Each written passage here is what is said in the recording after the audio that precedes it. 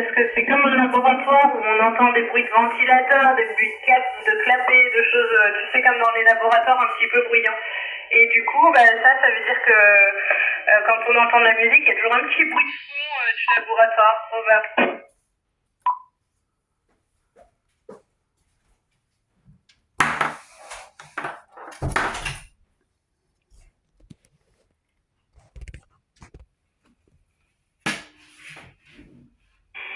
Alors, je n'ai pas entendu la question, mais peut-être que c'est Aaron qui a posé la question, quel moment de votre entraînement était les plus difficiles. Eh bien, écoute, pour moi, c'est quand on n'arrêtait pas de voyager, de partir aux quatre coins du monde pour aller s'entraîner au Japon, en Russie, au Canada, aux États-Unis, etc.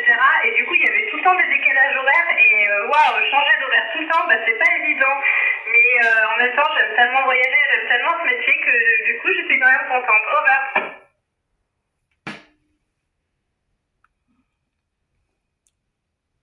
Bonjour Adrien, l'atmosphère est recyclée en permanence par un système de recyclage de l'air et en fait quand on a besoin de compléter l'oxygène de la Station Spatiale Internationale, on a des réservoirs, des grands réservoirs qui font à peu près la taille de 10 ballons de foot c'est des réservoirs qui contiennent de l'oxygène comprimé avec une très très forte pression et grâce à ces réservoirs on peut compléter l'oxygène dans l'atmosphère de l'ISS. Over.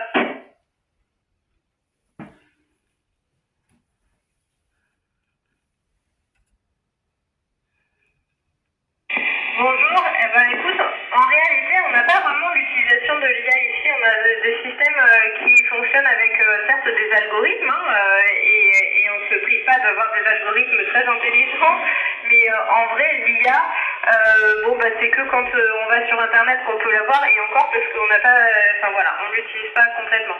Donc moi je pense qu'elle ne remplacera pas les astronautes parce que ce que je vois ici c'est qu'il y a très souvent quand même besoin de faire des actions mécaniques ou faire des bases, des clapets, etc.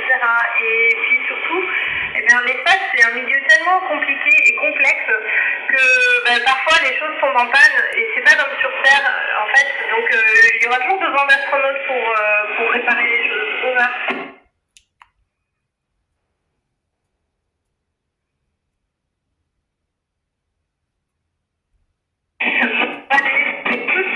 Oui, mais tu sais, on a des procédures pour ça et puis on est très très bien entraîné à la fois aux situations d'urgence, comme tu as dû entendre dans les nouvelles, et d'ailleurs tout s'est très bien passé, on a appliqué les procédures, c'était très serein et puis voilà, on a réussi à régler l'urgence comme ça. Et puis on a aussi eu d'autres cas avec des problèmes mécaniques, on a eu notamment des pannes de toilettes, ça il faut se transformer et prendre la casquette de plombier dans l'espace, et pareil, on a des procédures, on a des outils, et on a des pièces pour réparer les choses. Voilà, et donc c'est ce qu'on fait. Au revoir.